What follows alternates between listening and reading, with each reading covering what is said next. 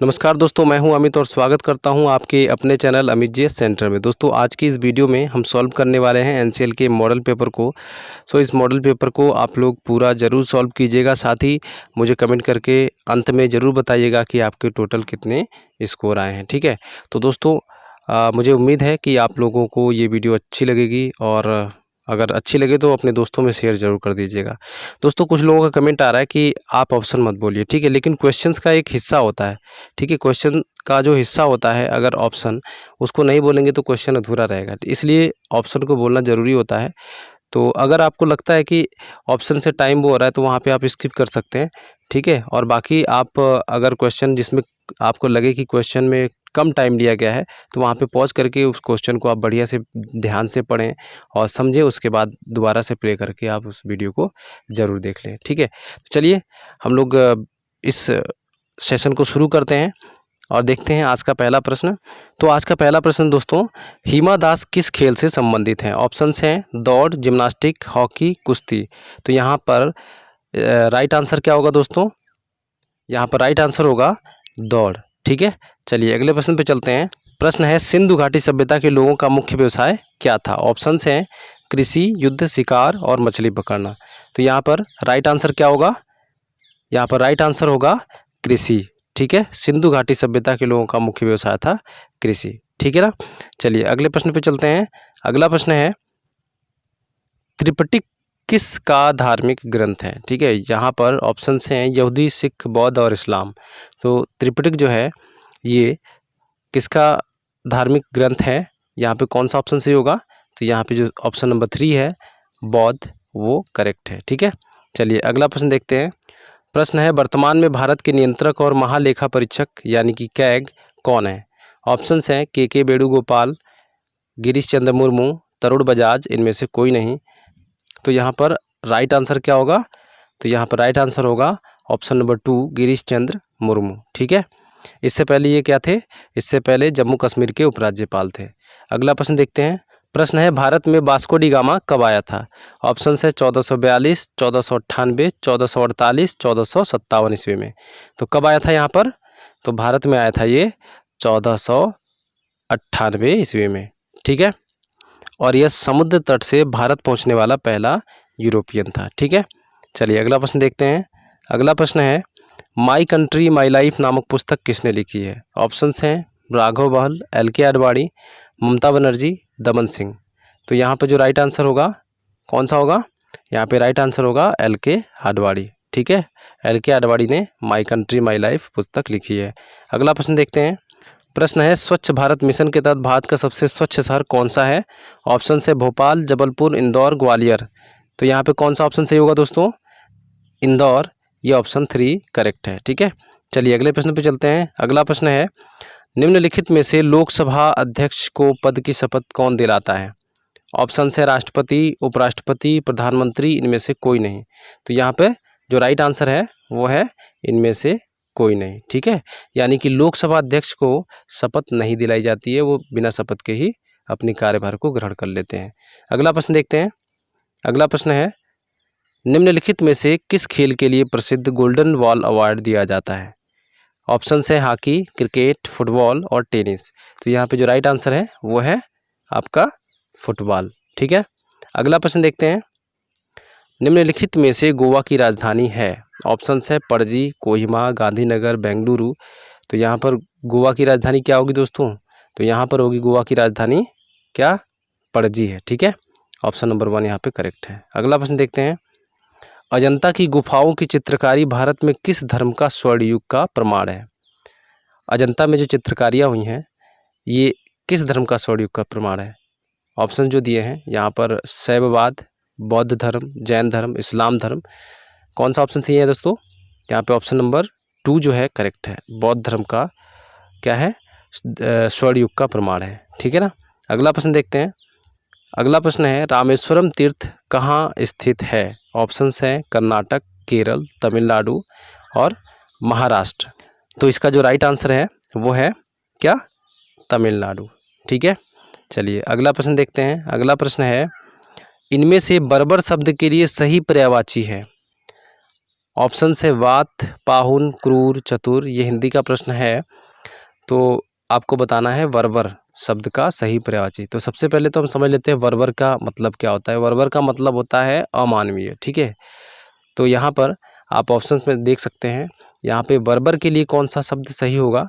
तो यहाँ पे ऑप्शन नंबर जो 3 है, क्रूर जो शब्द है वो करेक्ट है, ठीक है। क्रूर का मतलब भी होता है अमानवीय, ठीक है ना। चलिए अगला प्रश्न देखते हैं। खजुराहो मंदिर का निर्माण किस राजवंश ने कराया था। ऑप्शन है चौहान, परमार, तोमर, चंदेल। तो यहाँ पे कौन सा ऑप्शन सही होगा दोस्तों।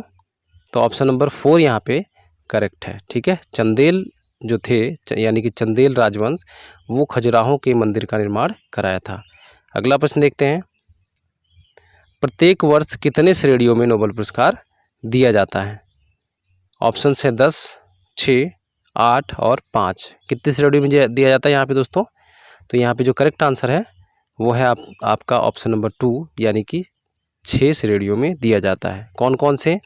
एक तो रसायन विज्ञान हो गया, अर्थशास्त्र हो गया, साहित्य हो गया, शांति हो गया, भौतिक और औषधि यानी मेडिसिन के क्षेत्र में, ठीक है। चलिए अगला प्रश्न देखते हैं। प्रश्न है गंगा नदी को बांग्लादेश में किस नाम से जाना जाता है। ऑप्शन है जमुना, पद्मा, मेघना, सांगपो। तो यहाँ पे कौन सा ऑप्शन सही होगा दोस्तों। तो यहाँ पर जो ऑप्शन नंबर 2 है क्या है, पद्मा करेक्ट आंसर है। गंगा नदी को बांग्लादेश में पद्मा के नाम से जाना जाता है, ठीक है ना। अगला प्रश्न देखते हैं। प्रश्न है भूतेश शब्द का पर्यायवाची है। ऑप्शन है त्रिलोचन, वारिद, सुधाकर, ब्रह्मा। तो सबसे पहले तो हम समझ लेते हैं कि भूतेश का क्या अर्थ होता है, ठीक है। भूतेश का अर्थ होता है शिव, ठीक है ना। क्या होता है, शिव होता है। तो यहाँ पर हम देख लेते हैं शिव के लिए कौन सा ऑप्शन सुटेबल है। तो यहाँ पे ऑप्शन नंबर 1 जो देख रहे हैं आप, त्रिलोचन। त्रिलोचन का मतलब भी होता है 3 नेत्रों वाले, ठीक है ना। तो 3 नेत्र किसके होते हैं, शिव के होते हैं, ठीक है। तो यहाँ पर पहला ही ऑप्शन जो है भूतेश के लिए सुटेबल है, यानी कि भूतेश और त्रिलोचन जो है यहाँ पर क्या है, पर्यायवाची शब्द है, ठीक है। बाकी के इससे मिलते जुलते नहीं है, ठीक है। तो ऑप्शन नंबर 1 यहाँ पे करेक्ट है। अगला प्रश्न देखते हैं। प्रश्न है सौर प्रणाली की खोज किसने की थी। ऑप्शन है केपलर, कॉपरनिकस, गैलीलियो, जे.एल. वेयर्ड, ठीक है। तो यहाँ पर कौन सा ऑप्शन सही होगा दोस्तों। तो यहाँ पे जो ऑप्शन नंबर कौन सा है, 2, ठीक है, कॉपरनिकस करेक्ट आंसर होगा। अगला प्रश्न देखते हैं। प्रश्न है सूर्य के चारों ओर घूमने वाले खगोलीय पिंड क्या कहलाते हैं। ऑप्शन है ग्रह, उपग्रह, क्षुद्रग्रह, पुच्छल तारा। तो यहाँ पर कौन सा ऑप्शन सही होगा। तो यहाँ पर ऑप्शन नंबर 1 जो है करेक्ट है, ठीक है। क्या कहलाते हैं, ग्रह कहलाते हैं, ठीक है। अगला प्रश्न देखते हैं। इनमें से कौन खरीफ की फसल नहीं है। ऑप्शंस हैं गेहूं, मूंगफली, धान, मक्का, ठीक है। तो यहाँ पर आप देखिए खरीफ की फसल कौन सी होती है, जो कि गर्मियों के टाइम में बोई जाती हैं, ठीक है। और काटी कब जाती हैं, ख़राब मौसम में, ठीक है, बरसात के मौसम में काटी जाती हैं। तो यहाँ पे आप देखिए एक तो मूंगफली है, ठीक है, जो कि क्या है, खरीफ की फसल है। धान है, खरीफ की फसल है। मक्का है, खरीफ की फसल है, यानी कि बरसात से पहले पहले बरसात के शुरुआत में बोई जाती हैं, ठीक है। ये फसलें काटी कब जाती हैं, ये काटी जाती हैं आपके बरसात ख़त्म होने के टाइम पे, ठीक है, यानी कि बरसात उस समय होता है। लेकिन यहाँ पे एक जो फसल है क्या है, गेहूँ, ये क्या है, खरीफ की फसल नहीं है। ये कब बोई जाती है, ये ठंड के शुरुआत में बोई जाती है, ठीक है, और गर्मियों में काटी जाती है। तो यहाँ पे ऑप्शन नंबर 1 जो है प्रश्न के हिसाब से सही है, ठीक है। पूछा है ना कि इसमें कौन खरीफ की फसल नहीं है, तो इसमें खरीफ की फसल गेहूँ नहीं है, ठीक है ना। चलिए अगला प्रश्न देखते हैं। प्रश्न है इंजीनियर, मनुष्य, चूहे को किस वेन आरेख द्वारा दर्शाया गया है, ठीक है। तो ये रीजनिंग का प्रश्न है। आप देख लीजिए यहाँ पर इंजीनियर, मनुष्य और चूहे को हमें वेन आरेख के द्वारा दर्शाना है, ठीक है ना। तो यहाँ पे ऑप्शंस भी दिए हुए हमारे पास कि इनमें से कौन जो है इनको दर्शा रहे हैं। तो देखिए जो इंजीनियर है ये मनुष्य के अंतर्गत ही आता है, ठीक है। तो इंजीनियर जो होते हैं वो मनुष्य होते हैं, ठीक। तो यहाँ पर आप देख लीजिए ये जो है मनुष्य है और इसके अंतर्गत क्या आ गया, इंजीनियर आ गया। लेकिन चूहा तो नहीं आएगा ना इसके अंतर्गत, इसके अंदर क्या, इससे बाहर दिखाना पड़ेगा हमें। तो बाहर हमने ये दिखा रखा है, तो कि इससे मिलता जुलता जो है, ठीक है, ये ऑप्शन बी मिल रहा है, ठीक है इससे। तो यहाँ पे ऑप्शन नंबर जो 2 है वो करेक्ट हो जाएगा, ठीक है। चलिए अगले प्रश्न पे चलते हैं। अगला प्रश्न है भारत और चीन के बीच सीमा रेखा को क्या कहा जाता है।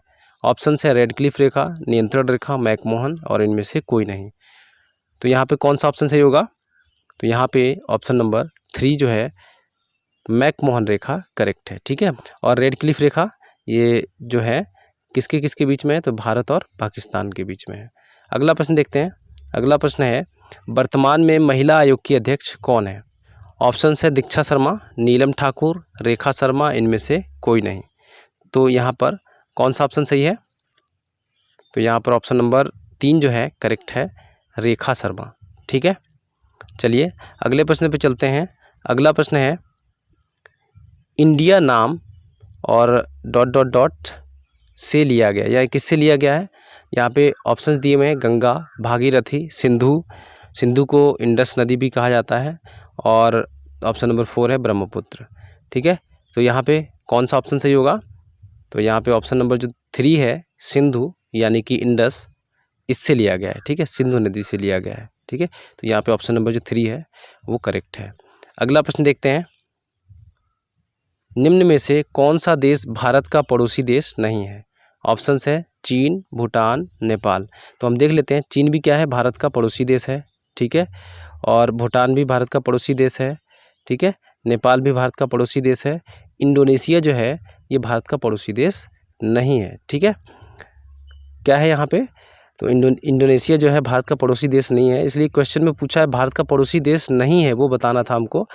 तो यहाँ पे ऑप्शन नंबर जो 3 है वो करेक्ट हो जाएगा, ठीक है। इंडोनेशिया, इंडोनेशिया की राजधानी क्या है? जकार्ता है। अगला प्रश्न देखते हैं। प्रश्न है राकेश शर्मा पूर्व की ओर जाता है, फिर वह दक्षिण की ओर मुड़ जाता है तथा उसके पश्चात वह पश्चिम की ओर मुड़ता है तथा अंत में वह दाईं ओर घूमता है, अब वह किस दिशा में जा रहा है? ठीक है, रीजनिंग का प्रश्न है। तो देखिए सबसे पहले हम ग्राफ बना लेते हैं किसका? दिशाओं का, ठीक है। तो ऊपर क्या होता है? उत्तर होता है, ठीक है। इधर ये क्या है? पूर्व है, ये पश्चिम है और ये दक्षिण है, ठीक है ना। अब हम लेके चलते हैं राकेश को। सबसे पहले राकेश किधर जाता है? पूर्व की ओर जाता है, ठीक है, पूर्व की ओर आ गया। अब वह दक्षिण की ओर मुड़ जाता है, तो दक्षिण किधर है? नीचे की तरफ है, ठीक है। तो ये दक्षिण की तरफ मुड़ गया, ठीक। उसके पश्चात वह पश्चिम की ओर मुड़ता है, तो पश्चिम की तरफ, पश्चिम किधर है? इधर है, ठीक है। तो पश्चिम की ओर मोड़ दिया हमने उसे। अंत में वह दाईं ओर घूमता है, अंत में क्या होता है? फिर वो अपने दाईं ओर घूम जाता है। तो दायां किधर होगा? इधर होगा, ठीक है। तो इधर मुड़ गया, ठीक है। अब वह किस दिशा में जा रहा है? तो किस दिशा में जा रहा है दोस्तों? अब आप यहाँ से अंदाज़ा लगा सकते हैं किस दिशा में जा रहा है। उत्तर की दिशा में जा रहा है, ठीक है। किधर जा रहा है? उत्तर की दिशा में जा रहा है। तो यहाँ पे हम आंसर लगा लेते हैं, आंसर को टिक। कौन सा आंसर सही है यहाँ पे? ऑप्शन नंबर जो 2 है, उत्तर करेक्ट आंसर है, ठीक है। चलिए अगला प्रश्न को देखते हैं। अगला प्रश्न है दुनिया का नवीनतम बलित पर्वत है। ऑप्शंस है अरावली, हिमालय, एंडीज और विंध्य। तो यहाँ पे जो करेक्ट आंसर है वो है आपका हिमालय, ठीक है। हिमालय जो है दुनिया का सबसे नया बलित पर्वत है, ठीक है। और इसकी ऊंचाई अभी लगातार बढ़ती ही जा रही है, ठीक है ना। चलिए अगला प्रश्न देखते हैं। निम्न में से संजय राष्ट्रीय उद्यान किस राज्य में है? ऑप्शन है उत्तर प्रदेश, मध्य प्रदेश, कर्नाटक, झारखंड। कौन सा ऑप्शन सही होगा? तो ऑप्शन नंबर जो 2 है वो करेक्ट होगा, ठीक है, मध्य प्रदेश में। मध्य प्रदेश की राजधानी क्या है? भोपाल है, ठीक है। और मध्य प्रदेश के सीएम कौन है प्रेजेंट टाइम में? तो वो हैं आपके शिवराज सिंह चौहान, ठीक है। चलिए अगले प्रश्न पे चलते हैं। अगला प्रश्न देखते हैं। मध्य प्रदेश में विंध्याचल महाताप विद्युत गृह कहाँ स्थित है? ऑप्शन है दमोहा, सिंगरौली, बैतूल और विदिशा। कहाँ पर स्थित है? तो ये है आपका ऑप्शन नंबर 2 सिंगरौली में स्थित है, ठीक है। जब भी कभी आप सिंगरौली आएंगे तो आप यहाँ पे आपको देखने को मिलेगा। चलिए अगला प्रश्न देखते हैं। निम्नलिखित में बेमेल शब्द का चयन कीजिए। ऑप्शंस हैं पोस्टर, आरेख, कागज और चार्ट, ठीक है। ये रीजनिंग का प्रश्न है। तो आप ये देखिए यहाँ पर जो पोस्टर है, ठीक है, पोस्टर आपने चाहे किसी चीज़ का पोस्टर हो, ठीक है, फ़ोटो बना हो, कोई बना हो। कागज़ जो है, कागज़ पे भी हम क्या बना सकते हैं? फ़ोटो बना सकते हैं, ठीक है। चार्ट पे भी हम चार्ट लेते हैं, चार्ट पे भी क्या बना सकते हैं? फ़ोटो बना सकते हैं, लिख सकते हैं, कुछ भी कर सकते हैं। लेकिन आरेख जो होता है ये इन तीनों से अलग है, ठीक है। आरेख जो है बाकी के इन तीनों से अलग है, ठीक है, पोस्टर, कागज़ और चार्ट से। यानी कि ये जो तीनों हैं ये अपने आप में एक जैसे हैं, ठीक है। इनके ऊपर आप लिख सकते हो, कोई चीज़ ड्रॉ कर सकते हो। लेकिन आरेख जो है, आरेख का मतलब ही होता है कि आप कुछ ड्रॉ कर रहे हो, वही क्या है, आरेख है, ठीक है ना। तो यहाँ पर जो ऑप्शन नंबर 2 है वो बाकियों से अलग है, ठीक है, बेमेल है, ठीक है ना। तो यहाँ पे ऑप्शन नंबर जो 2 है करेक्ट होगा, आरेख, है ना। चलिए अगला प्रश्न देखते हैं। प्रस्तुत चिन्ह क्या प्रदर्शित करता है? ये ट्रैफिक से संबंधित प्रश्न है। ऑप्शंस है यू टर्न निषेध, बाएं मुड़ना मना है, दाएं मुड़ना मना है और इनमें से कोई नहीं, ठीक है।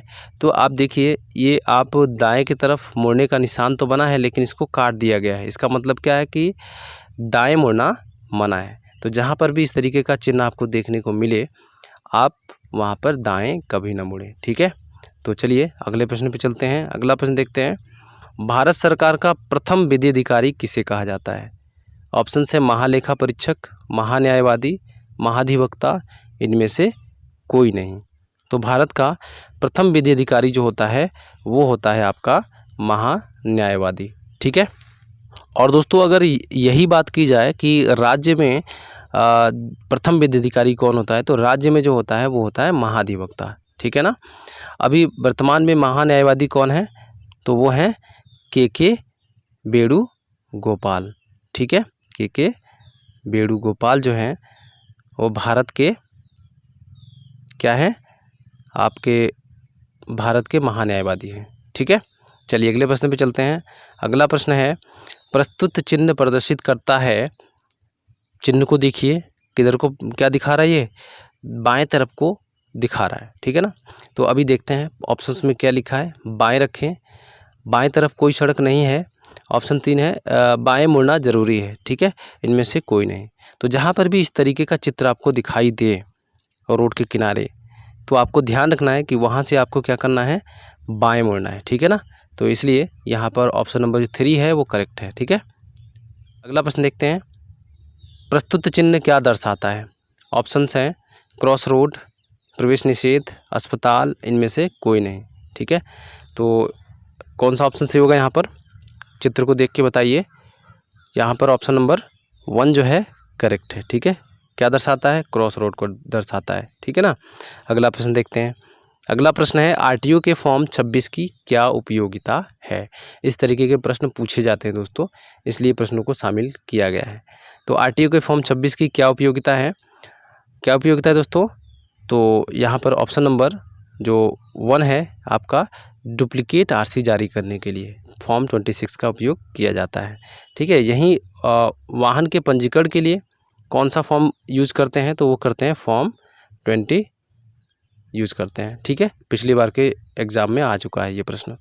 चलिए अगला प्रश्न देखते हैं। अगला प्रश्न है, प्रस्तुत चिन्ह प्रदर्शित करता है, ऑप्शंस हैं रुकिए, पार्किंग निषेध, आगे अस्पताल है, इनमें से कोई नहीं। कौन सा ऑप्शन सही है दोस्तों? तो यहाँ पर ऑप्शन नंबर 1 जो है वो करेक्ट है, ठीक है। रुकिए प्रदर्शित करते हैं, यानी कि आपको आगे नहीं बढ़ना है, आप वहाँ पे रुक जाइए। अगला प्रश्न है give the synonym for sacred is. Option है क्रस्ड, रिजिड और सैंक्टिफाइड और सैटनिक। यहाँ पर सबसे पहले हम समझ लेते हैं सेक्रेड का क्या अर्थ है, ठीक है।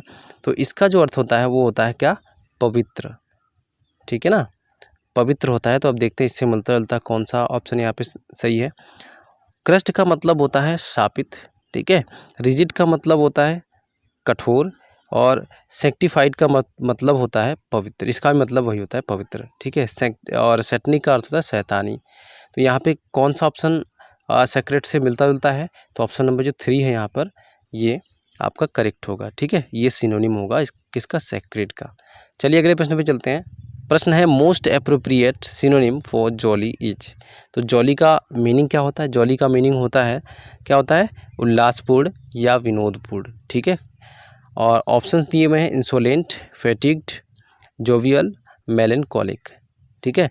तो यहाँ पे ऑप्शन नंबर जो फर्स्ट है इंसोलेंट, इसका मतलब क्या होता है? इसका मतलब होता है ढीठ। और फैटिग्ड का मतलब होता है मंदा या सॉरी मांदा, ठीक है। और यहाँ पे जोवियल का अर्थ होता है, क्या होता है, विनोदपूर्ण या फिर उल्लासपूर्ण, इसका मतलब भी वही होता है जो जॉली का होता है। मेलनकॉलिक का अर्थ होता है, क्या होता है, उदास होना, ठीक है। क्या होता है, उदास होना, ठीक है ना।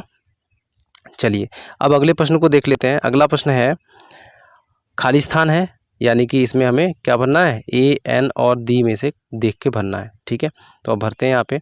अम्ब्रेला से पहले क्या आएगा, आपका एन आएगा। ठीक है, with a retractable tip is used as a, as के बाद ये आता है। ठीक है, stabbing weapon in the field, यानी कि ऑप्शन नंबर क्या कौन सा ऑप्शन सही है यहाँ पर, ऑप्शन नंबर जो 2 है वो करेक्ट है। एन, यहाँ पर क्या आएगा, एन आएगा, यहाँ पर ए, यहाँ पर ए। ठीक है, चलिए अगला प्रश्न देखते हैं। अगला प्रश्न है, ही वॉज डिलाइटेड, ठीक है, और एज वेल एज सरप्राइज्ड, फिर खाली स्थान है, फिर हिज फ्रेंड्स फ्लूक। ठीक है ना, तो यहाँ पर पहले खाली स्थान पे क्या आएगा, विथ आएगा। He was delighted with as well as surprised, और यहाँ पर क्या आ जाएगा, एट आ जाएगा। ठीक है, एट हिज फ्रेंड्स फ्लूक। ठीक है ना, तो यहाँ पर ऑप्शन नंबर जो 2 है वो करेक्ट है। अगला प्रश्न है, निम्नलिखित में से कौन सा तत्व कार्बनिक यौगिक में मिलता है। ऑप्शंस हैं कार्बन, कैल्शियम, नाइट्रोजन, ऑक्सीजन। ठीक है, तो यहाँ पर कौन सा ऑप्शन सही होगा, तो यहाँ पे ऑप्शन नंबर 1 जो है वो करेक्ट है। ठीक है, कार्बन जो है सभी कार्बनिक यौगिकों में मिलता है। ठीक है, बाकी के ये जो है कैल्शियम, नाइट्रोजन, ऑक्सीजन मिल भी सकते हैं और नहीं भी मिल सकते हैं। ठीक, चलिए अगले प्रश्न पे चलते हैं। अगला प्रश्न है, भारतीय संविधान के संरक्षक के रूप में किसे जाना जाता है। ऑप्शन है संसद, राष्ट्रपति, सर्वोच्च न्यायालय, इनमें से कोई नहीं। कौन सा ऑप्शन सही होगा यहाँ पर, भारतीय संविधान के संरक्षक के रूप में किसे जाना जाता है, तो यहाँ पे ऑप्शन नंबर 3 जो है सर्वोच्च न्यायालय को। ठीक है, ऑप्शन नंबर 3 करेक्ट है। ठीक है, चलिए अगला प्रश्न देखते हैं। 2020 में भारत के राष्ट्रीय सुरक्षा सलाहकार कौन है। ऑप्शन है मोहन कुमार, अमित शाह, अजीत डोभाल, राजनाथ सिंह। कौन सा ऑप्शन यहाँ पे सही है, ऑप्शन नंबर 3 जो है वो करेक्ट है। ठीक है, अजीत डोभाल जो है भारत के राष्ट्रीय सुरक्षा सलाहकार हैं प्रेजेंट टाइम में। ठीक है, और इससे पहले वाली सरकार में भी थे। चलिए अगले प्रश्न पे चलते हैं। अगला प्रश्न है, भारतीय संविधान में संघ सूची, राज्य सूची और एक सूची और यहाँ पे लिखना है, 3 प्रकार की सूचियाँ हैं। ठीक है, इस वाले स्थान में, तो ये कौन सी सूची होगी। ऑप्शन है जिला सूची, पंचायत सूची, समवर्ती सूची और इनमें से कोई नहीं। तो हमारे संविधान में दोस्तों कौन सी, एक समवर्ती सूची भी होती है। ठीक है, ऑप्शन नंबर 3 जो है करेक्ट है। ठीक है, यहाँ पर ऑप्शन नंबर 3 को भरा जाएगा, समवर्ती सूची को भरा जाएगा। ठीक है, तो क्या कह सकते हैं कि भारतीय संविधान में संघ सूची, राज्य सूची और समवर्ती सूची 3 प्रकार की सूचियाँ हैं। ठीक है, चलिए अगले प्रश्न पे चलते हैं। अगला प्रश्न है, भारत में झूम किससे संबंधित है। ऑप्शन है नृत्य, पेंटिंग, कृषि, मार्शल आर्ट। तो यहाँ पर जो राइट आंसर है वो है कृषि से संबंधित है। ठीक है, चलिए अगला प्रश्न देखते हैं। अगला प्रश्न है, अनुच्छेद 368, खाली स्थान भरना है, यहाँ पर बताना है हमको कि कौन, यानी कि किससे संबंधित है। तो यहाँ पे ऑप्शन है हमारे पास, आपातकाल की घोषणा, मौलिक अधिकार, संविधान संशोधन, इनमें से कोई नहीं। तो यहाँ पे जो करेक्ट आंसर है वो है संविधान संशोधन से संबंधित है। ठीक है, अगला प्रश्न देखते हैं, सौरमंडल का सबसे गर्म ग्रह कौन सा है। ऑप्शन है मंगल, शुक्र, पृथ्वी, शनि। कौन सा ऑप्शन सही होगा यहाँ पर, तो ऑप्शन नंबर 2 जो है यहाँ पे करेक्ट है। शुक्र जो है सौरमंडल का सबसे गर्म ग्रह होता है। ठीक है, चलिए अगला प्रश्न देखते हैं। प्रश्न है, नीला थोथा क्या है। ऑप्शन है कॉपर सल्फेट, कैल्शियम आयरन और सोडियम सल्फेट। ठीक है, तो इसका जो राइट आंसर है वो है कॉपर सल्फेट। इसको हम लिखते हैं CuSO4 × 5H2O के रासायनिक सूत्र के द्वारा। ठीक है, ये भी कई बार प्रश्न में पूछ लिया जाता है। अगला प्रश्न देखते हैं। अगला प्रश्न है, भारत का सबसे बड़ा व सबसे पुराना संग्रहालय कौन सा है। ऑप्शन है राष्ट्रीय संग्रहालय नई दिल्ली, जालासार जंग संग्रहालय हैदराबाद, भारतीय संग्रहालय कोलकाता और इनमें से कोई नहीं। तो यहाँ पर जो राइट आंसर है वह है आपका भारतीय संग्रहालय कोलकाता। ठीक है, चलिए अगला प्रश्न देखते हैं। अगला प्रश्न है, दूरदृष्टि दोष को दूर करने के लिए किस लेंस का प्रयोग किया जाता है। ऑप्शन है अवतल, उत्तल, दोनों विकल्प सही हैं और दोनों विकल्प गलत हैं। कौन सा ऑप्शन सही होगा यहाँ पर, तो ऑप्शन नंबर 2 जो है करेक्ट होगा। ठीक है, यानी कि उत्तल दर्पण जो है, उत्तल लेंस जो है दूरदृष्टि दोष को दूर करने के लिए प्रयोग किया जाता है। अगला प्रश्न देखते हैं, टेलीफोन का आविष्कार किसने किया था। ऑप्शन है जेम्स वाट, जॉन लेगी बियर्ड, एडिसन, ग्राहम बेल ने। ठीक है। तो इसका जो करेक्ट आंसर है वो है ग्राहम बेल। कब किया था? 1876 ईस्वी में, ठीक है ना। चलिए अगला प्रश्न देखते हैं। अगला प्रश्न है थर्मल फ्लास्क में रखा गर्म द्रव किस प्रक्रिया से सुरक्षित रहने के कारण गर्म बना रहता है? ठीक है। ऑप्शंस है चालन, संवहन, विकिरण और ये सभी, ठीक है। तो यहाँ पे जो राइट आंसर है वो है आपका ये सभी, ठीक है। थर्मल फ्लास्क इन सभी कारणों से क्या करता है? द्रव को गर्म रखता है, ठीक है। ये सभी कारण यहाँ पे क्या हो जाते हैं? बंद हो जाते हैं, ठीक है। चालन होना भी बंद हो जाता है, संवहन होना भी बंद हो जाता है और विकिरण होना भी बंद हो जाता है, जिसके कारण से क्या होता है? अगर गर्म द्रव को हमने उसमें रख दिया थर्मल फ्लास्क में तो वो द्रव जो है गर्मी बना रहता है, ठीक है। चलिए अगला प्रश्न देखते हैं। अगला प्रश्न है इनमें से मणिपुर की राजधानी क्या है? ऑप्शन है कोहिमा, शिलांग, इम्फाल, आइजोल, ठीक है। तो क्या है यहाँ पर राइट आंसर? तो वो है आपका इम्फाल, ठीक है। चलिए अगला प्रश्न देखते हैं। अगला प्रश्न है छत्तीसगढ़ राज्य कब अपने अस्तित्व में आया था? ऑप्शन है 1 नवंबर 2000, 1 मार्च 2000, 1 नवंबर 2001, 1 जनवरी 2000। करेक्ट आंसर है यहाँ पर ऑप्शन नंबर 1, 1 नवंबर 2000 में, ठीक है।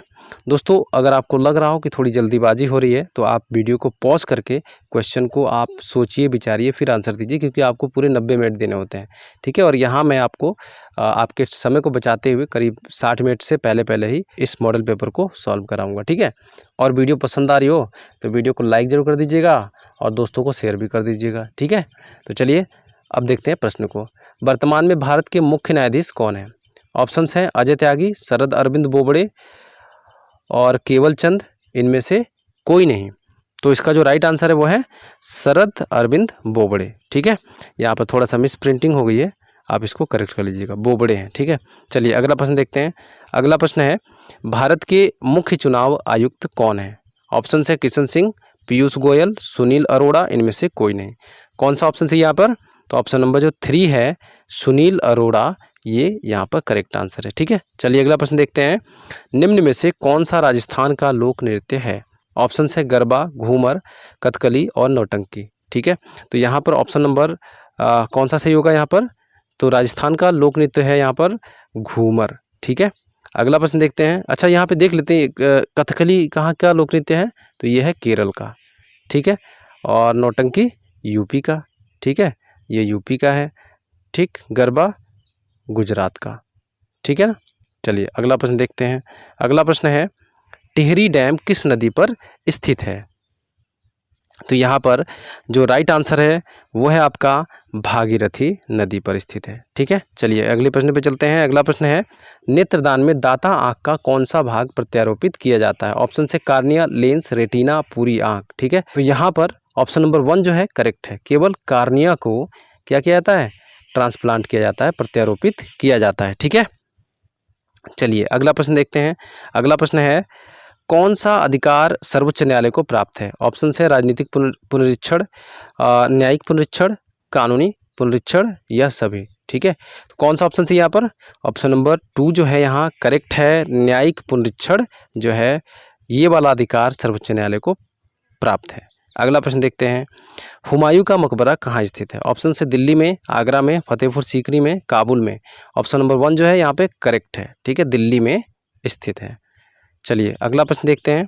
a into b equal to a plus b plus a upon b, ठीक है। यानी कि ये जो प्रश्न लिखा है ऐसे लिखा है a गुणे बी बराबर a प्लस बी प्लस ए बटे बी।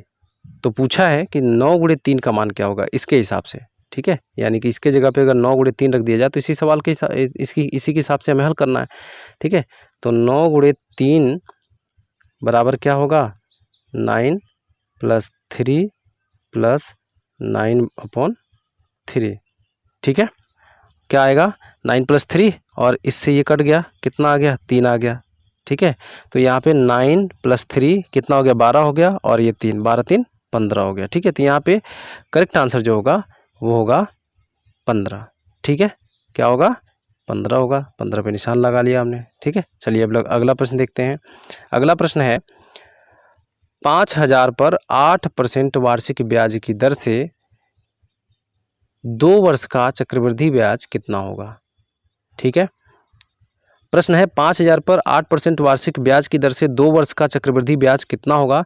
तो सबसे पहले हमको क्या ज्ञात करना है, यहाँ पर मिश्रधन ज्ञात करना है। उसके बाद हम उससे मूलधन घटा लेंगे, मूलधन घटाएंगे तो हमें चक्रवृद्धि ब्याज पता चल जाएगा। ठीक है, तो यहाँ पर हम मिश्रधन का सूत्र लिख लेते हैं। मिश्रधन बराबर होता है, ठीक है, मूलधन गुणे 1 प्लस दर बट्टे 100 और इंटू यहाँ पर स्क्वायर, उसमें घात पे समय लिखा होता है, टी लिखा होता है। ठीक है, तो चलिए अब इसी सूत्र से हम यहाँ पर इसको हल करते हैं। ठीक है, अगला स्लाइड हम लेते हैं।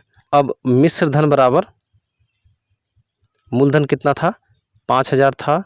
ठीक है, और 1 प्लस दर कितना है, 8%। ठीक है, बट्टे 100 और यहाँ पे समय कितना है, 2 वर्ष। ठीक है, अब इसको हल कर लेते हैं। 100 एकम 100 और 8, 108 बट्टे 100 हो जाएगा। ठीक है, तो 5,000 और यहाँ पर 108 बट्टे 100 और यहाँ पे 2 लग गया। ठीक है, स्क्वायर लग गया। अब आगे हम हल करते हैं, अगले स्लाइड पे चलते हैं। यहाँ पर लिखा है आपका 5,000 गुणे 108 बट्टे 100 और गुणे 108 बट्टे 100। ठीक है, इसको हम ऐसे लिख सकते हैं ना, स्क्वायर में लिखा है तो। ठीक है, इसको तो चलिए अब हम यहाँ इसको सॉल्व कर लेते हैं। 0 से 0 कैंसिल। ठीक है, 2 0 कैंसिल यहाँ पे, और इस 0 से ये 0 कैंसिल, बचा क्या, 5, और इस 0 से यहाँ पर भाग देंगे तो ये 10.8 आ जाएगा। ठीक है, तो 108 गुणे 10.8 आ गया। ठीक है, अब इसको हम क्या कर लेंगे, गुणा कर लेंगे। जब गुणा कर लेंगे तो गुणा करने पे क्या आएगा, इसका जो आंसर आएगा वो आएगा आपका कितना, 5,832। ठीक है, 8,532 आएगा। ठीक है, अब इसको हम क्लियर कर लेते हैं। 8,532 में से हम 5,000 घटा लेंगे, मूलधन घटा लेंगे तो क्या निकल के आ जाएगा, 832 जो है आपका मिश्रधन चक्रवृद्धि ब्याज निकल के आ जाएगा। ठीक है, तो यहाँ पर कौन सा ऑप्शन सही है, तो ऑप्शन नंबर 1 जो है यहाँ पर करेक्ट है, 832 रुपये। ठीक है, चलिए अगले प्रश्न पे चलते हैं। अगला प्रश्न है, मोहन ने कार 2.5 लाख रुपए में खरीदी और 3,48,000 में बेच दी, तो उस कार पर कितने % लाभ हुआ। तो सबसे पहले तो हम लाभ निकाल लेते हैं। ठीक है, लाभ निकाल लेते हैं, कितना, 3,48,000।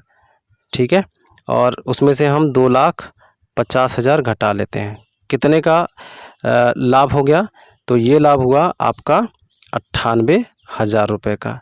ठीक है, अब हम देखते हैं लाभ का सूत्र क्या होता है। ठीक है, तो लाभ का सूत्र होता है यानी परसेंटेज लाभ का, तो ये होता है आपका लाभ बटे कितना, क्रय, लाभ बटे क्रय मूल्य गुणे 100। ठीक है, यानी 100%। अब यहाँ पे हम सूत्र में रख लेते हैं, लाभ हुआ 98,000 रुपये का बटे कितना क्रय मूल्य था, 2,50,000। ठीक है, और गुणे 100। 0 से 0 कैंसिल हो गया, इस 0 से ये कैंसिल, इस 0 से ये कैंसिल। ठीक है, और इसको जब हम भाग देंगे यहाँ पर तो कितना निकल के आएगा, ये आ जाएगा आपका 39.2। ठीक है, और ये % में होगा। ठीक है ना, तो अब हम देख लेते हैं यहाँ पर ऑप्शंस में है कि नहीं ये 39.2। तो यहाँ पर ऑप्शन नंबर 2 जो है करेक्ट है। ठीक है, 39.2 यहाँ पर है।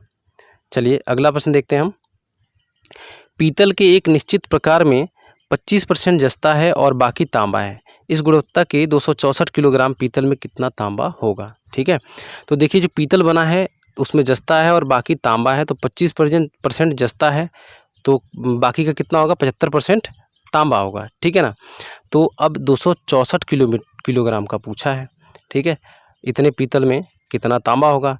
ठीक है, तो 200, अब देखिए 25% क्या था, 25% तो था जस्ता, 75% क्या होगा, तांबा होगा। ठीक है, तो 264 का हम क्या कर लेंगे, 75% निकाल लेंगे।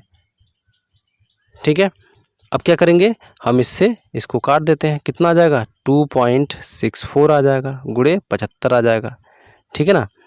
अब यहाँ पर हम क्या करेंगे, इनको गुणा करते हैं, तो 2.64 गुणे 75 का जब हम गुणा करेंगे तो कितना आ जाएगा,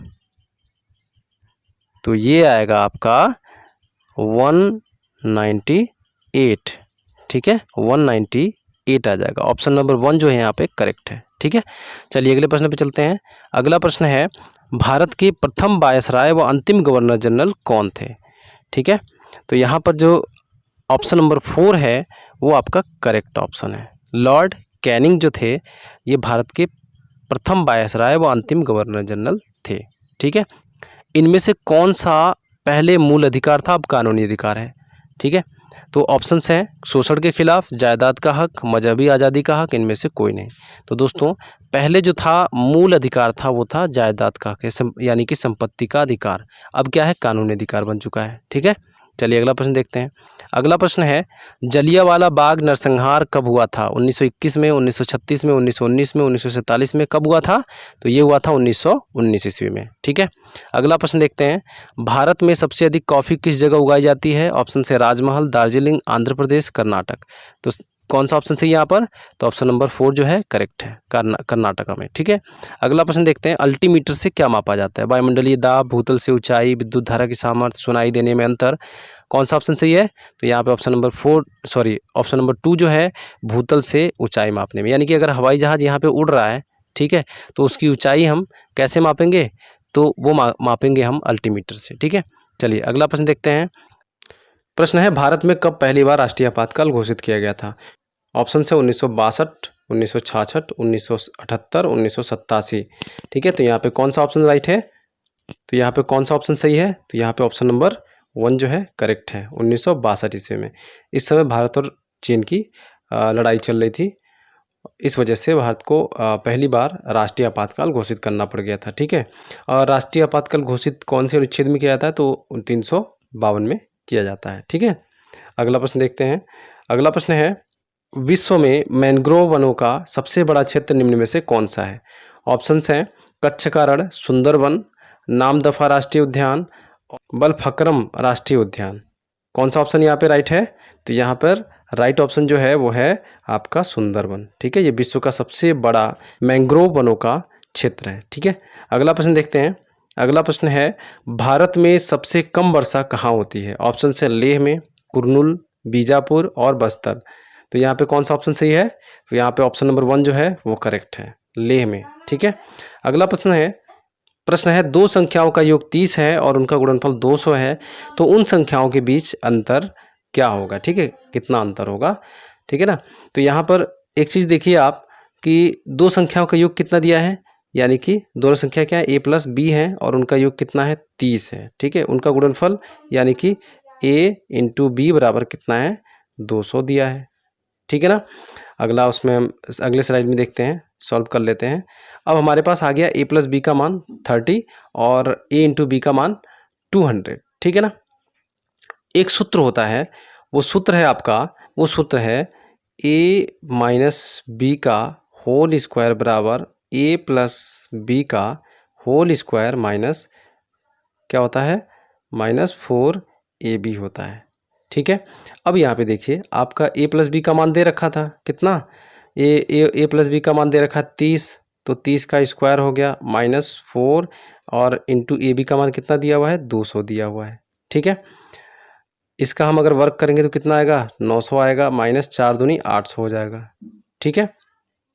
क्या हो जाएगा 4 दूनी 800 हो जाएगा, ठीक है। अब इसमें से घटाइए, 900 में से 800 कितना हो गया 100 हो गया। a - b का होल स्क्वायर बराबर कितना आ गया, तो यहाँ a - b का होल स्क्वायर बराबर कितना आ गया है, तो ये आ गया है 100, ठीक है। अगर हम यहाँ से स्क्वायर हटाएंगे तो a - b बराबर क्या हो जाएगा √100, ठीक है। दूसरे साइड में जा रूट लग जाएगा। अब इस 100 का वर्गमूल क्या होगा, ठीक है, इसको रूट से बाहर निकालेंगे यानी कि वर्गमूल करेंगे तो कितना हो जाएगा 10 हो जाएगा। तो a - b का मान कितना है 10 आ गया, ठीक है। यही करेक्ट आंसर होगा। देख लेते हैं हम लोग ऑप्शंस में। ऑप्शन में 10 है कि नहीं है, तो ऑप्शन में 10 है ऑप्शन नंबर 1 पे, ठीक है। तो ऑप्शन नंबर 1 जो है करेक्ट है। अगला प्रश्न देखते हैं, जो अपने स्थानीय स्थिति से अलग ना किया जा सके, वाक्यांश के लिए एक शब्द क्या होगा? ऑप्शंस हैं अचूक, अच्युत, अजर, अछूता, ठीक है। तो इसके लिए जो एक शब्द है ऑप्शन नंबर 2 जो है वो करेक्ट है यहाँ पर, अच्युत। ऐसे वाक्य के लिए हम अच्युत शब्द का प्रयोग करते हैं। जो अपने स्थान से हटाया ना जा सके उसे हम अच्युत कहते हैं, ठीक है ना। चलिए अगला प्रश्न देखते हैं। अगला प्रश्न है, कपास प्राप्त होता है तने से, बीज से, पत्तियों से, जड़ों से, ठीक है। तो यहाँ पे देख लीजिए, तने से तो होता नहीं है, ठीक है, और पत्तियों से भी नहीं होता है, ये भी ऑप्शन गलत है, ठीक है, जड़ों से भी नहीं होता है, ये भी गलत है। तो यहाँ पे जो मोस्ट एप्रोप्रिएट, ठीक है, ऑप्शन है वो है आपका ऑप्शन नंबर 2, बीज से होता है, ठीक है। चलिए अगला प्रश्न देखते हैं।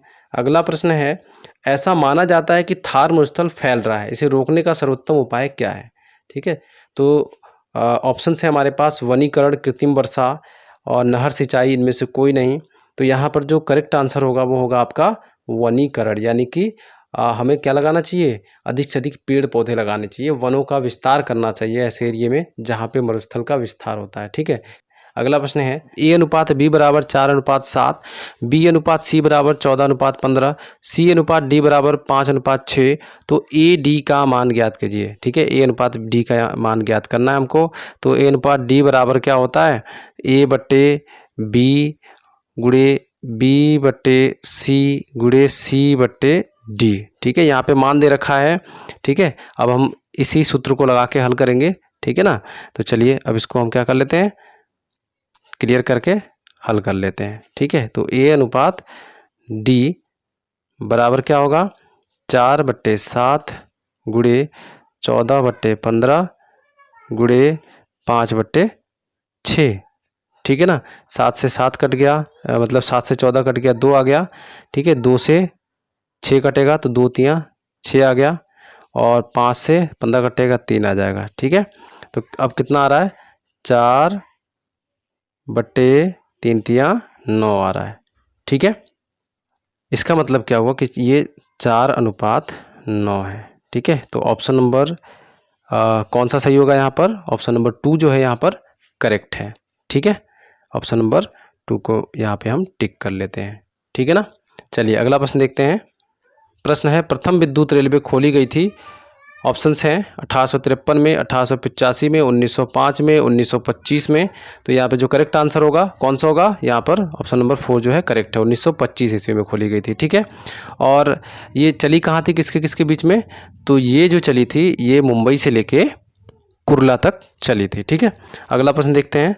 अगला प्रश्न है, भारतीय संघ की आधिकारिक भाषा के रूप में संविधान द्वारा किससे मान्यता प्राप्त है? ऑप्शन से हिंदी, अंग्रेजी, संस्कृत, इनमें से कोई नहीं। कौन सा ऑप्शन सी होगा यहाँ पर, तो ऑप्शन नंबर 1 जो है यहाँ करेक्ट होगा, हिंदी, ठीक है। अगला प्रश्न देखते हैं।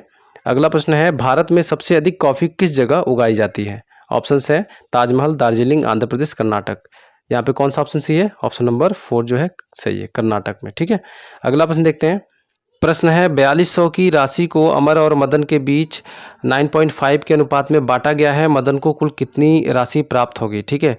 तो यहाँ पे अमर और मदन का जो अनुपात है वो है 9:5, ठीक है, ठीक है ना। अब यहाँ पे बोला गया है कि इस अनुपात में 4200 रुपये को बांटा जाए तो मदन को कितना धनराशि प्राप्त होगा, ठीक है ना। तो हम क्या करते हैं, निकाल लेते हैं। अब ये अनुपात देख रहे हैं, अनुपात क्या है, अनुपात है टोटल 9:5, ठीक है। अनुपात में इन अनुपातों को जोड़ लेते हैं। ये अनुपात किसके बराबर है, 4200 के बराबर है, ठीक है। 4200 के बराबर हैं, कितने आ गए, 14, और ये 4200, ठीक है। तो अनुपात 1 का मान कितना निकल के आ जाएगा, तो ये आ जाएगा 14 तियाँ 4200, यानी कि 300 आ जाएगा। ये 14 का इसमें जब भाग जाएगा तो 300 आ जाएगा, ठीक है ना। तो 1 अनुपात का मान कितना आ रहा है, 300 आ रहा है, ठीक है। तो यहाँ पे देखिए मदन का पूछा है, तो मदन को कितना अनुपात मिला, 5 अनुपात मिला, ठीक है ना। जब 5 मिला तो 5 में हम 300 का, 1 अनुपात का मान 300 है, तो 5 अनुपात मिला है उसको, तो कितना हो गया टोटल, 3 गुणे 5 यानी कि 1500। तो यहाँ पे करेक्ट आंसर क्या होगा, 1500 होगा, ठीक है। चलिए अगले प्रश्न पे चलते हैं। सिंधु घाटी सभ्यता की लिपि थी, कैसी थी? ब्राह्मी, द्रविड़ियन, हड़प्पा, अभी तक पढ़ा नहीं जा सका है। तो कौन सा ऑप्शन सही होगा दोस्तों यहाँ पर? तो यहाँ पे ऑप्शन नंबर 4 जो है वो करेक्ट है, अभी तक पढ़ा नहीं जा सका है। ठीक है, कैसी थी यहाँ की लिपि? चित्रात्मक थी। ठीक है, और करीब 400 के आसपास यहाँ पे वर्ड थे, वो भी चित्रात्मक, तो इसलिए पढ़ा ही नहीं जा सका अभी तक, है ना। चलिए अगला प्रश्न देखते हैं। एशिया का सबसे बड़ा लौह इस्पात उत्पादक देश है? ऑप्शन है जापान, भारत, चीन, इंडोनेशिया। तो कौन है यहाँ पर? तो ऑप्शन नंबर 3 जो है करेक्ट है। ठीक है, यहाँ पर चीन जो है सबसे बड़ा लौह इस्पात उत्पादक देश है। अगला प्रश्न देखते हैं।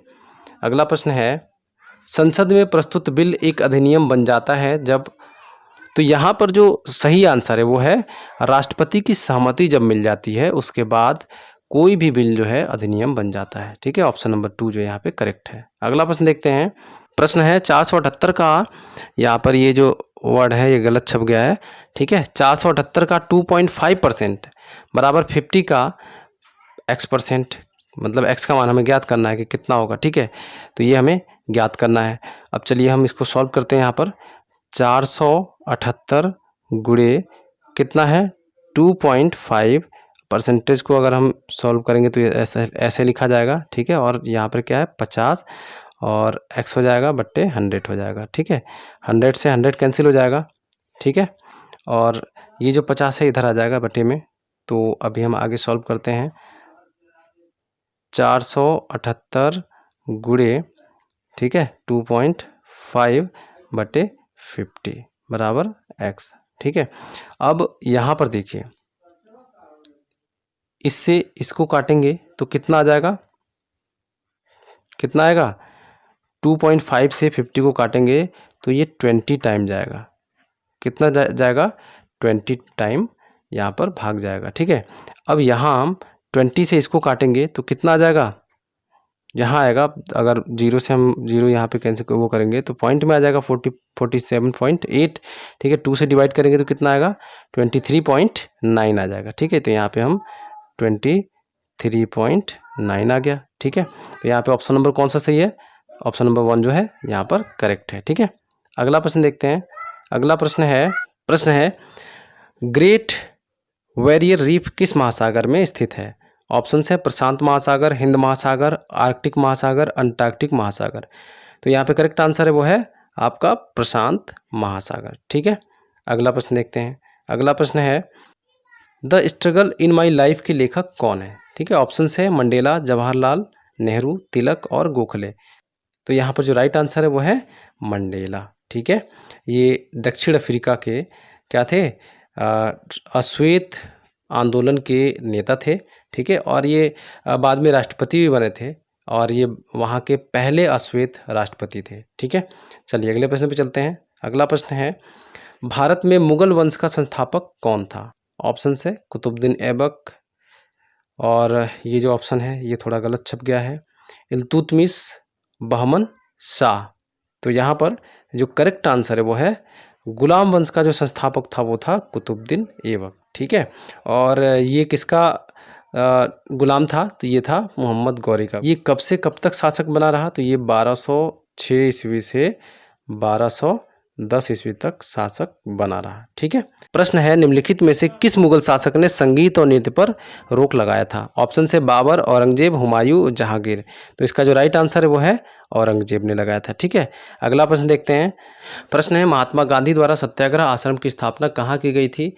तो ऑप्शंस हैं गांधीनगर, साबरमती, चंपारण और कोचरब में। ठीक है, तो यहाँ पर जो राइट आंसर है वो है कोचरब। 1915 ईस्वी में अहमदाबाद के निकट जो था कोचरब, वहाँ पर सत्याग्रह आश्रम का क्या कराया गया?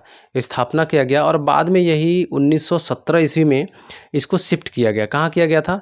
ये शिफ्ट किया गया था साबरमती में। ठीक है, कहाँ पर? साबरमती में, और वहीं पर इसका नाम जो है चेंज कर दिया गया। क्या कर दिया गया? साबरमती आश्रम कर दिया गया। ठीक है, और ये कब हुआ था? 1917 ईस्वी में। कहाँ से? कोचरब से शिफ्ट होकर साबरमती में चला गया था। ठीक है, अगला प्रश्न देखते हैं। निम्नलिखित में से कौन प्रार्थना समाज के संस्थापक थे? निम्नलिखित में से कौन प्रार्थना समाज के संस्थापक थे? ऑप्शन से आत्माराम पांडुरंग, रविन्द्रनाथ टैगोर, महात्मा गांधी, राजा राम मोहन राय। तो यहाँ पे जो राइट आंसर है वो है आत्माराम पांडुरंग। ठीक है, अगला प्रश्न देखते हैं। प्रश्न है भारत का राष्ट्रीय पुष्प क्या है? कमल, गेंदा, गुलाब, सूर्यमुखी। तो यहाँ पे कौन सा ऑप्शन सही होगा बताने की जरूरत नहीं है, फिलहाल मैं बता देता हूँ। कमल का जो फूल है ये भारत का राष्ट्रीय पुष्प है। ठीक है, अगला प्रश्न है गांधी जी का ब्रिटिश के खिलाफ प्रसिद्ध भारत छोड़ो आंदोलन कब हुआ था? 1941 में, 1943 या 1942 या 1947 में। ठीक है, तो इसका जो राइट आंसर है वो है 1942 ईस्वी में। ठीक है, भारत छोड़ो आंदोलन, इसी को अगस्त आंदोलन के नाम से भी जाना जाता है। अगला प्रश्न देखते हैं। अगला प्रश्न है स्वराज मेरा जन्मसिद्ध अधिकार है और मैं इसे लेकर रहूंगा का नारा किसने दिया था? ऑप्शन से महात्मा गांधी, सुभाष चंद्र बोस, बाल गंगाधर तिलक, लाला लाजपत राय। तो यहाँ पे जो राइट आंसर है वो है बाल गंगाधर तिलक ने। ठीक है, अगला प्रश्न देखते हैं। अगला प्रश्न है भारतीय राष्ट्रीय कांग्रेस के पहले मुस्लिम अध्यक्ष कौन थे? तो यहाँ पर कौन सा ऑप्शन सही है? ऑप्शन नंबर 4 जो है बदरुद्दीन तैयब जी, ये करेक्ट आंसर है। ठीक है, अगला प्रश्न देखते हैं। किस आंदोलन को अगस्त आंदोलन के नाम से जाना जाता है? ऑप्शन है असहयोग आंदोलन, स्वदेशी आंदोलन, सविनय अवज्ञा आंदोलन, भारत छोड़ो आंदोलन। ठीक है, तो यहाँ पर कौन सा ऑप्शन सही है दोस्तों? अभी मैंने बताया था थोड़ी 2-3 क्वेश्चन पहले ही। तो यहाँ पे कौन सा ऑप्शन सही है दोस्तों? तो यहाँ पर ऑप्शन नंबर 4 जो है भारत छोड़ो आंदोलन सही है। भारत छोड़ो आंदोलन को ही अगस्त आंदोलन के नाम से जाना जाता है। ठीक है, क्योंकि ये 9 अगस्त 1942 को शुरू किया गया था। अगला प्रश्न देखते हैं। अगला प्रश्न है और आज का लास्ट प्रश्न है इस मॉडल पेपर का। पन्ना राष्ट्रीय उद्यान किस नदी के तट पर स्थित है? ऑप्शन से केन, गंगा, यमुना, गोमती। तो यहाँ पर जो राइट आंसर है ऑप्शन नंबर 1 है। ठीक है, केन। ठीक है, केन नदी के तट पर स्थित है और ये किस राज्य में है? तो ये मध्य प्रदेश राज्य में स्थित है। ठीक है, उम्मीद करता हूँ कि ये जो मॉडल पेपर है आप लोगों के लिए हेल्पफुल साबित होगा और आप लोगों के अपने इवैल्यूएशन के लिए भी अच्छा साबित होगा और साथ ही साथ नॉलेज को अपग्रेड करने के लिए भी अच्छा साबित होगा। अगर वीडियो अच्छी लगी हो तो प्लीज़ इस वीडियो को लाइक ज़रूर कर दीजिएगा। साथ ही अगर दोस्तों में शेयर करना चाहें तो दोस्तों में भी शेयर कर दीजिएगा। और हमारे चैनल पे पहली बार आए हैं तो प्लीज़ हमारे इस चैनल को सब्सक्राइब कर लीजिएगा, नोटिफिकेशन बेल को भी प्रेस कर लीजिएगा ताकि आने वाली वीडियो का नोटिफिकेशन आप तक मिलता रहे। मिलते हैं अगले वीडियो में, तब तक के लिए बाय बाय, टेक केयर।